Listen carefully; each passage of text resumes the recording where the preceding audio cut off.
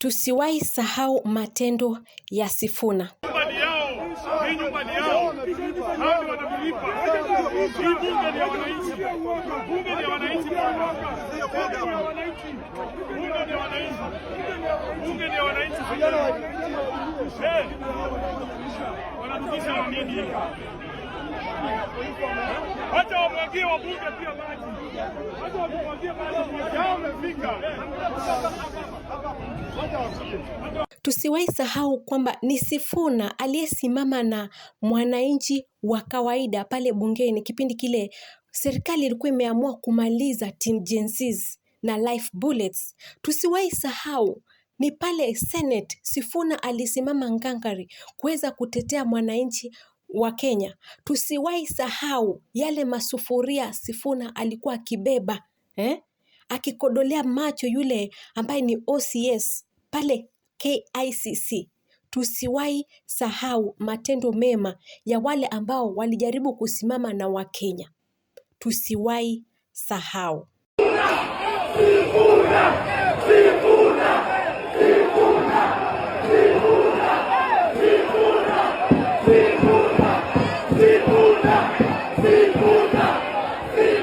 Ruto, yule Sifuna mlipanga kuondoa ODM. Jina lake mbeleni lilikuwa mimi ndiye Sifuna. Sasa limerudi kwa raia. Imesemekana sisi ndio Sifuna. Unaona? Hatutasahau yale mema Sifuna aliweza kutendea nchi hii. Na hii kitu nilikuambia. Ona sasa, msitu umewaka moto. Yaani uliguza pabaya.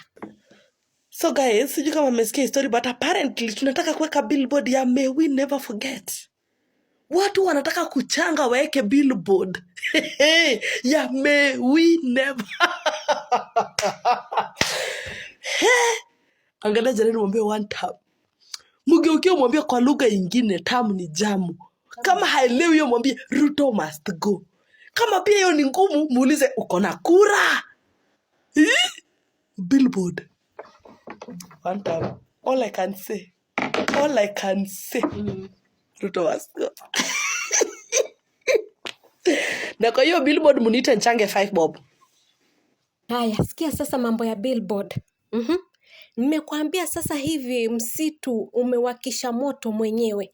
Yaani supporters wa ODM hawakuwa wametulia, wajue wanaingia pande gani na wananchi wenye wanampenda Sifuna. And by the way, wacha niwaambieni hivi, kuna vikundi viwili vya Wakenya hapa. Nataka waone na waelewe.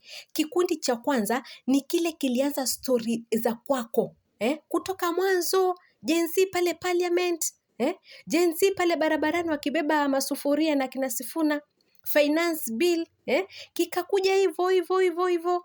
Na hivi sasa wenye wanashughulikia mambo ya kwako, hiyo accountability kwa serikali yako, wametimua mbio. Wameanza mbio manake wanataka kujua accountability tumefanyia Wakenya nini. Kuna kikundi chengine kimekukujia hapa katikati, kimepata baba sasa amefariki, tunaingia wapi? Yale maswali yako ndani ya roho ya hiki kikundi. So wamekuja hapa wote, wameingia kwa Sifuna. Na wale ambao walikuwa mbele, waliokuwa wakikashifu serikali yako, huku wakijiingiza ama wakijiingiza kwako ili waweze kukuchunguza, wakaingia wote kwa Sifuna. Sababu Sifuna yeye ndiye alikuwa anakagua serikali yako kwa public domain. So wenye wameshikana wote, sasa lile jina lilikuwa linasemekana mimi ndiye Sifuna limebadilika, na kuwa sisi ndio Sifuna. Msitu kauwasha moto mwenyewe. Billboard inaenda kuwekwa. Tusisahau. Yaani siwezi imagine hao ni mamilioni ya watu. Ona chenye kilichofanyika pale Kitengela Jumapili hii. Mkutano ikaitishwa na turnout ya vishindo ikaonekana.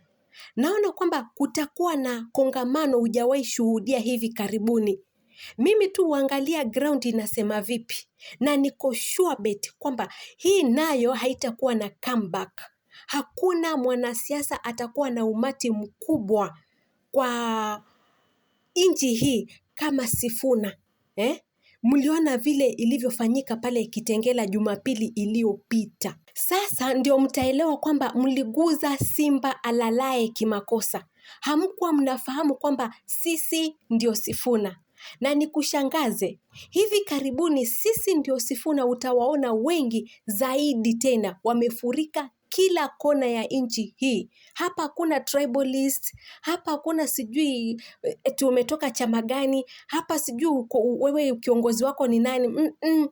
Kina Babu Owino, kina Sifuna, Kibagedi, Caleb Hamisi, James Orengo, viongozi wengi sana utawaona. So nakwambia mapema, ulifanya mahesabu yako vibaya, yani calculation yako ulicalculate vibaya kuchukua Oburu kama kiongozi wa Gen Z. But sasa unfortunately Oburu ameona venye wamekucheza, ameanza kujiassociate na United Opposition.